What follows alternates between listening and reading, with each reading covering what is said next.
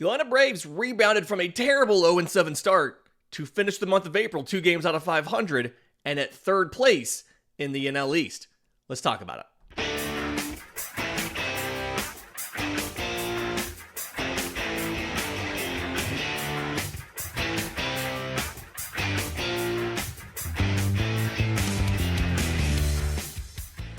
Yes, welcome on in to Braves Today for Thursday, May 1st. Your source of news, notes, and updates on your Atlanta Braves. I'm your host, Lindsay Crosby. You can follow me on social media at Crosby Baseball. You can follow the show on X, Braves_today. We have a Facebook page and an Instagram as well. And you can find all of my written work, bravestoday.com. That's the Braves Today Substack, as this is both a podcast and a newsletter. Lots of fun stuff on the newsletter, too. On Thursday, we dropped a thing about some of the surprisingly good performances from Braves hitting prospects in the month of April. I know that this is a very pitching-heavy organization, but several of the bats showed out in the month of April, and it can give you a little bit of hope that you can add contributors both pitching and position player-wise over the next few seasons. So go check that out again, bravestoday.com. We're going to get to this standouts from April, right? Who did well and who didn't, and a deep dive into Nick Allen, right? Into how sustainable is what Nick Allen's doing from an offensive perspective, from a defensive perspective, and all of that. But first, I do want to talk about Atlanta's 2-1 loss to the Rockies on Wednesday afternoon. This was a frustrating game, right? For a couple of reasons. The first one is you wasted a vintage Chris Sale start. And we'll get to that in a second. But I think the other reason why this was so frustrating was, I said it there in the open, you're 2 games out of 500. You went into this game needing a win to not only get the sweep, but to get you to a 500 record. And because of, it's only the end of April, but because of the milestone that 500 would have represented, I think the Braves would have been warranted to pushing a little bit more than they did. This was the second time the Braves have had an afternoon getaway day game, and they gave Alex Verdugo the day off. So Alex Verdugo sits, and instead what they do is they put Eddie Rosario in right field, batting ninth. They move Eli White to left field, and move him up to batting sixth when Michael Harris bumps up to leadoff. And I've got a couple issues with this configuration, right? The first thing is playing Rosario, okay? Snit said, I believe this was relayed on the broadcast, Snit said that if Rosario's here and going to get pinch hit at-bats for them, then he needs to get at-bats so that he's ready. I disagree that yesterday was the best time to do that. Again, given the milestone that this game would have represented had you won it, would have put you at 500, and it would have been, I believe Brandon Gaudin of the broadcast had this stat, it would have been the fastest that any team that started 0-7 got to 500. Only 4 of them ever had. Like, only 4 of the teams that started 0-7 have ever gotten back to 500. This would have been the fastest anybody had ever done it. So I don't think that game was the time and the place to give him those at-bats. And Eddie Rosario looked like, defensively, he made a couple of those patented Eddie Rosario sliding catches that he tends to make. Charging in on a ball, he maybe gets a late jump or doesn't have a ton of foot speed, but he slides in and makes the catch. But at the plate, Eddie Rosario, to me, looked awful. He went 0 for 3, and it felt worse than just calling it 0 for 3, right? He had a 58-mile-an-hour ground out to first base. He had a 66-mile-an-hour ground up to first base. And then he had a 3-pitch strikeout where he took a pitch for strike one, and people do that, whatever. but then he had back-to-back whiffs on pitches in the zone. Granted, one of them was a 100-mile-an-hour fastball, but the point is, they threw him 3 pitches in the zone, at bat over. Just didn't make contact with any of them. And the fact that they did not feel the need to try to elicit chase, that they were not worried about throwing him a pitch down the middle of the plate and seeing if he could hit it, tells me maybe Eddie Rosario shouldn't be on the roster at all. I understand you didn't have a lot of great options in Gwinnett. You didn't like we talked about that on Tuesday's show, but there has to be a better option than playing Eddie Rosario. And again, especially in this game, with what a win on Wednesday would have represented. And again, the worst part of this is wasted a vintage Chris Sale start. Chris Sale goes 7 innings, 10 strikeouts, and he wasn't all the way back. 5 hits, 2 runs. One of those was a home run. No walks. It felt like he was leaning on the slider. Like we know it's one of the best sliders in baseball, right? From a run value perspective, it was one of the single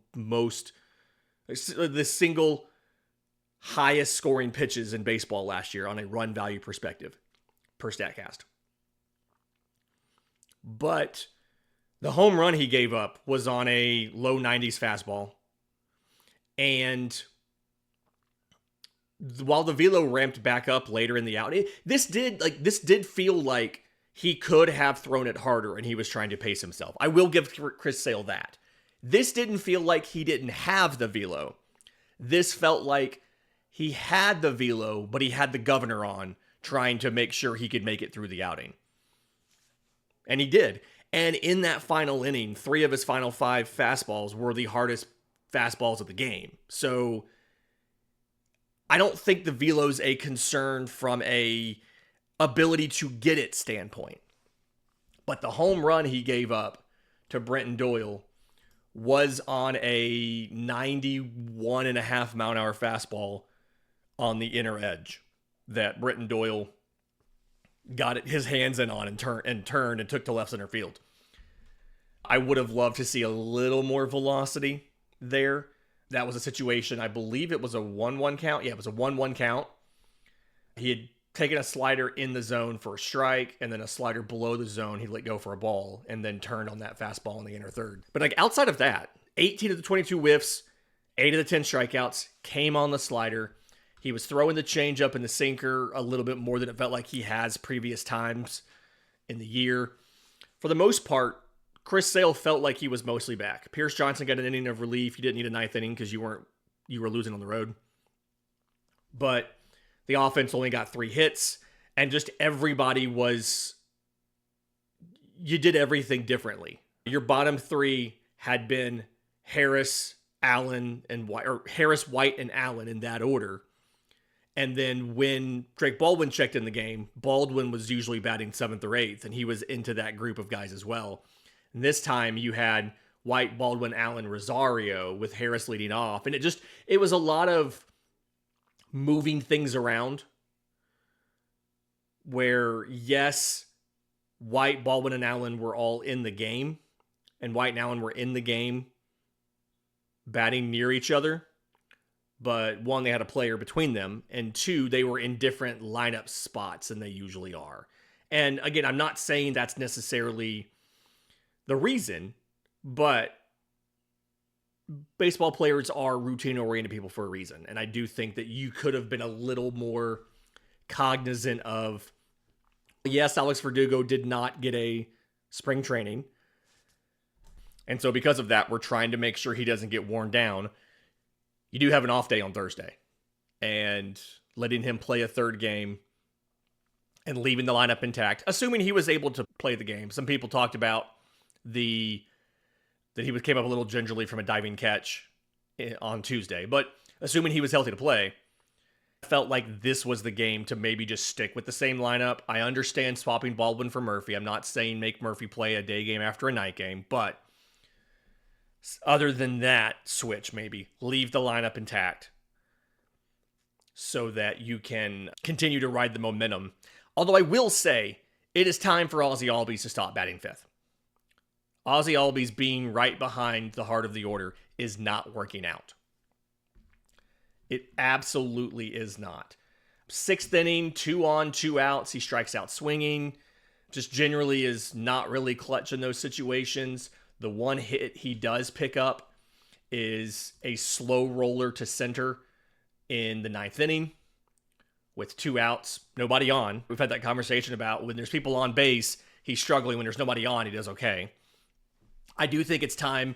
Maybe you bat Sean Murphy fifth, right? And you bump Ozzy down to 6th or something. Give someone a chance to drive in your Marcell Ozunas, your Matt Olsons, things like that. It was overall just a terrible game for the offense in general. 3 hits, 3 walks, 8 strikeouts. You'd love for your walks and your hits to at least be equal to your strikeouts or better, preferably better. And I do think a lot of this was just lineup was moved around. So just different orders of doing things. It's the end of a long road trip. They've been playing at elevation for a couple days. So, I'm sure there are some people who are a little bit tired. But Michael Harris is able to play 3 straight games in the center field in Colorado. Alex Verdugo should be able to play 3 straight games in left. All right, in just a second, April is over. Let's look at some of the Braves players who excelled in the month. We'll do that next, right here on Braves Today. But first, today's episode is brought to you by our friends at Chinook Seedery, the absolute best sunflower seeds on the market. I go through a little pouch of these every single day. 8 fantastic flavors. Original is just a perfect blend of saltiness and sweetness. It isn't too salty, right? Like a lot of these different seeds and nuts are. You've got lemon pepper, jalapeno ranch, Parmesan and pepper, hatch chili, dill pickle, cinnamon toast, and smokehouse barbecue. ChinookSeedery.com, ChinookSeedery.com, ChinookSeedery.com, promo code BRAVES gets you 10% off your order and free shipping on orders over $40. Your options here: buy a sampler pack. They send you all 8 flavors with free shipping. You can try them all. The promo code does work on that, by the way. Once you figure out what you like, you can either just buy a variety pack, which is a case of everything, or you can build your own with just the flavors you like. Again, ChinookSeedery.com, promo code BRAVES, gets you 10% off, gets you free shipping on orders over $40, and it supports the Braves Today podcast. ChinookSeedery.com, promo code BRAVES. Welcome back to Braves Today. Lindsay Crosby. Looking at the month that was for the Atlanta Braves, right? Your everyday starters now have 30 starts in the books.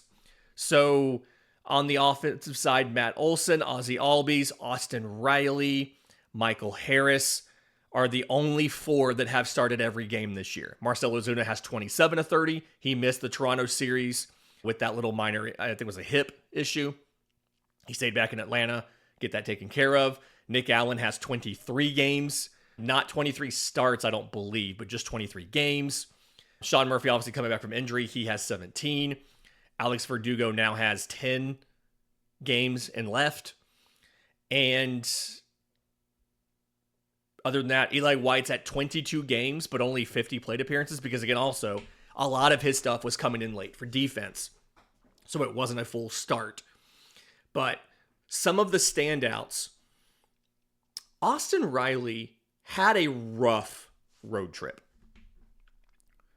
Prior to the road trip, he was on fire. Entering that first game in Arizona, Austin Riley was batting .296 with an .857 OPS.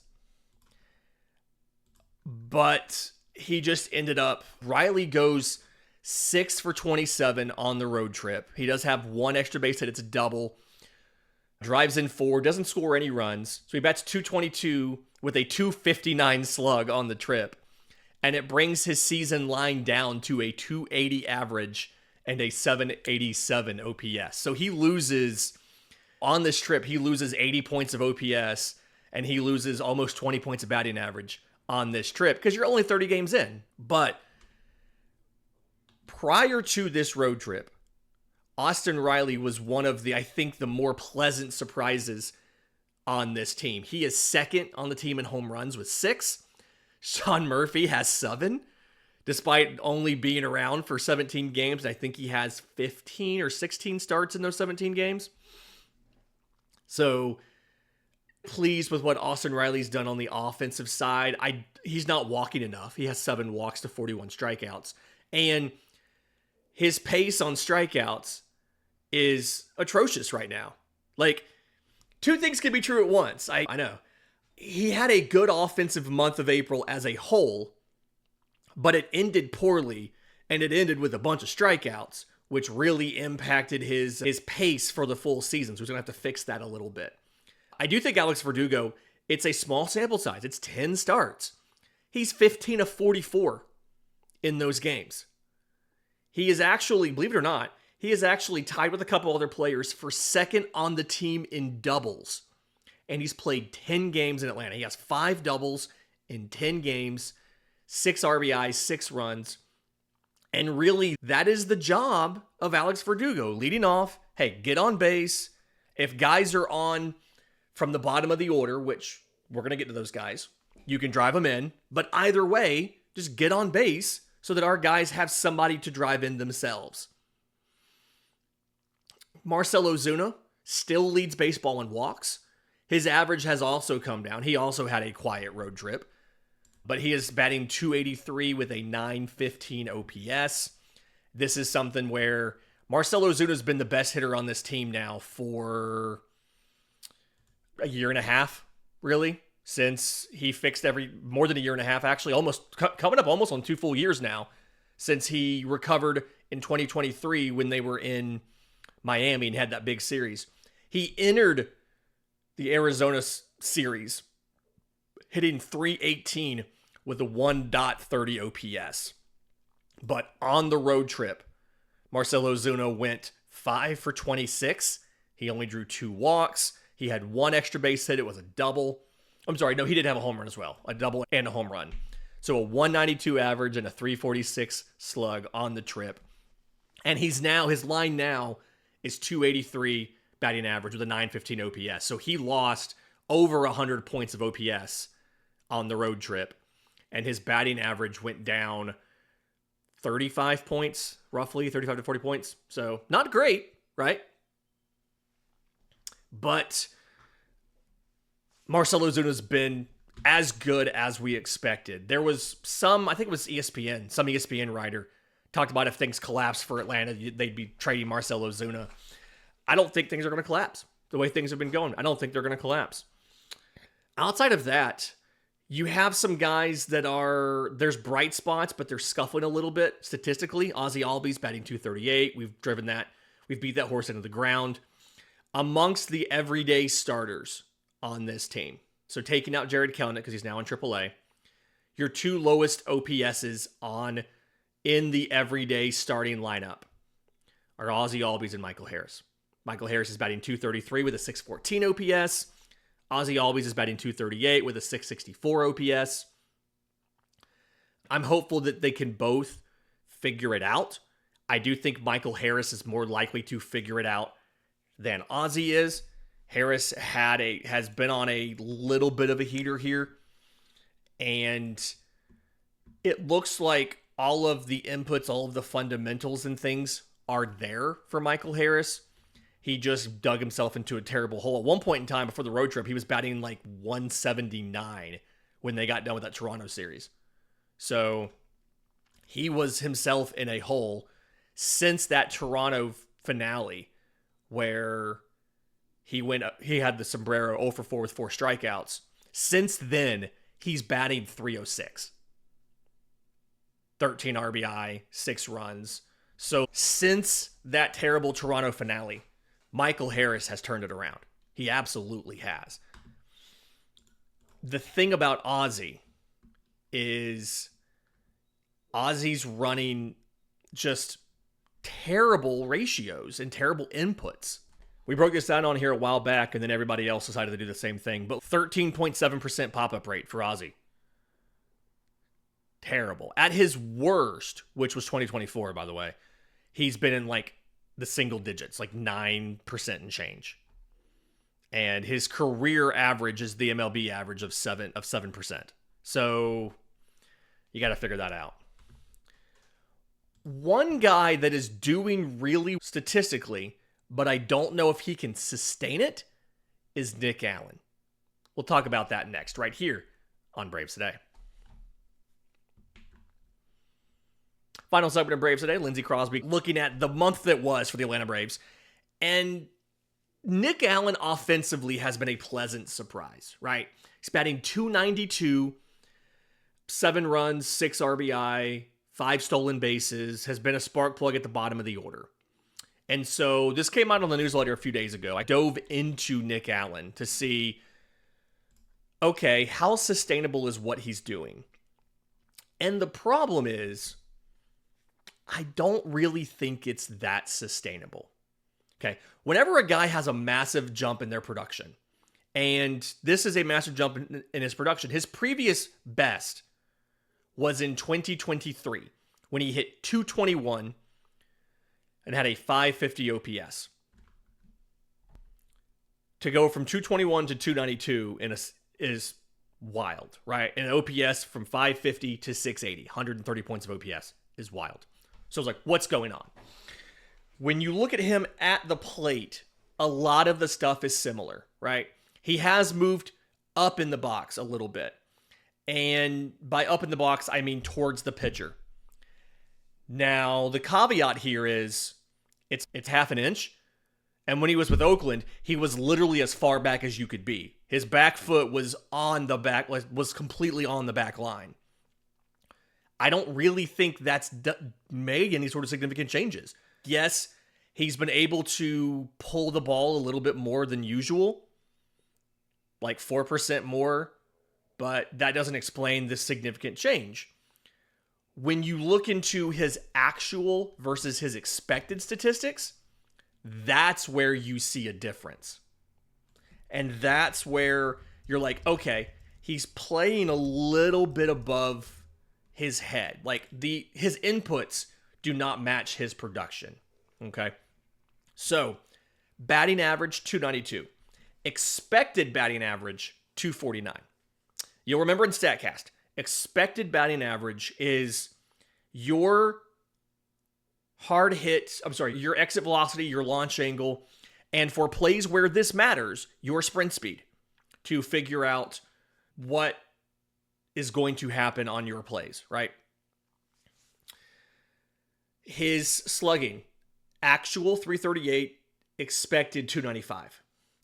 And then his WOBA, which I know, everybody, some people don't like these advanced stats. WOBA, what this is, it's a version of on-base percentage that correctly gives more value to hits that are inherently more valuable, right? You get more credit for a home run than for a single, okay? His weighted on-base average is .320. The expected is .273. He's outperforming his inputs. His batting average on balls in play, .404. The league average is .258. Now, guys who are exceptionally fast can typically outperform the league average batting average on balls in play.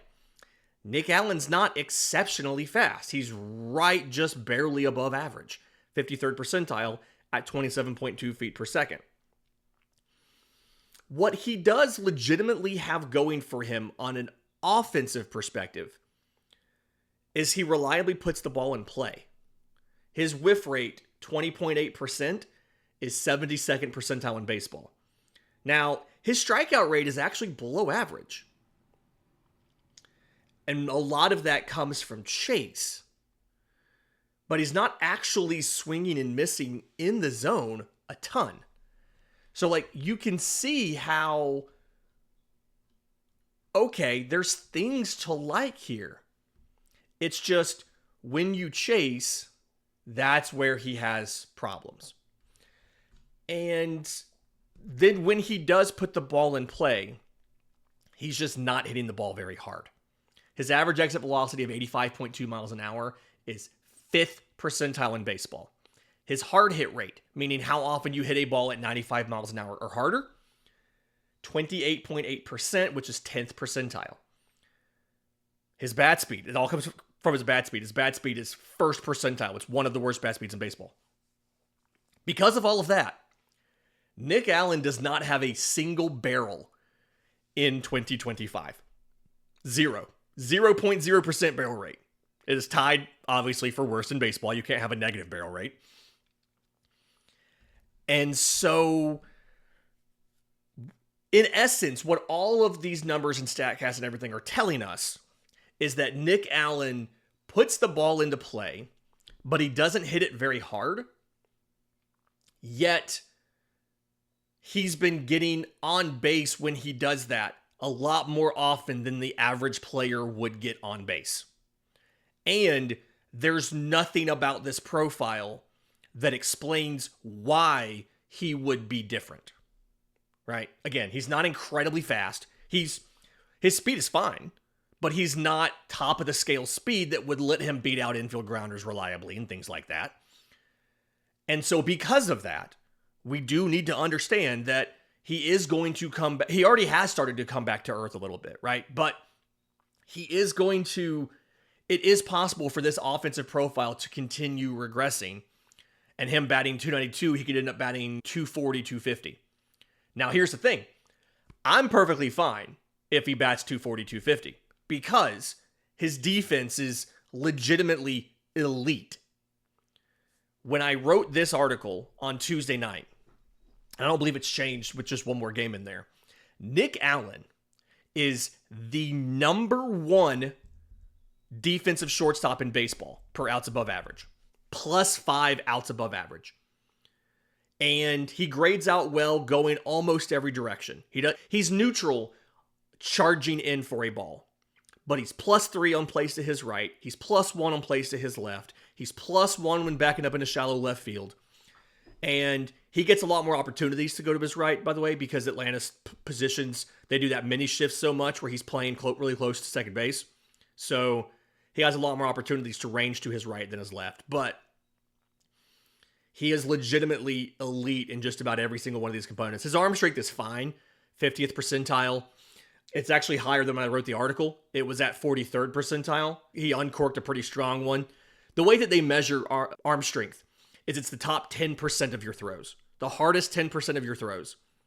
So if you unleash a cannon for a throw, they take out the slowest of the top 10% and replace it with this one. So one play from between either Tuesday or Wednesday moved him from 82.7 miles an hour in 43rd percentile to 83.7 miles an hour in 51st percentile. But the point is, it's stronger than Dansby Swanson. Dansby Swanson won a Gold Glove. He's literally elite defensively. Orlando Arcia was never elite defensively. At best, he was reliable. And even that cratered. He's already negative on the year, and he's barely played shortstop. Orlando Arcia has. But Nick Allen is not only above average, he's literally the best in baseball at shortstop defense, and he's in the top 6 for all defensive players in baseball. And that's with less innings than everybody above him, right? Because he hasn't started every game. And his base running. He's been caught stealing twice, which always bugs me a little bit. But outside of that, he's been a pretty good base runner. He's tied with Michael Harris for the most runs added via taking extra bases and running the bases when you exclude the stolen bases, right? He's doing everything else well. The offensive numbers are there, even if they regress back to the expected of 250, which nothing says he can't outproduce the expected, but even if they regress from his 292 to a 250, you're still getting literally elite defense from Nick Allen. So I'm happy. This has been Braves Today for Thursday, May 1st. Come back tomorrow. We're going to be previewing the Dodgers series, starting pitcher matchups, what to watch for. You guys told me you like hearing about what these guys throw and how they use these pitches to attack lefties and righties and stuff like that. So we'll do that tomorrow.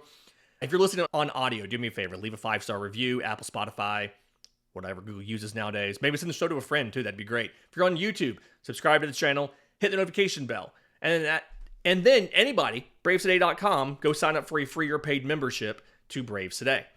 Until next time, this has been Braves Today Podcast.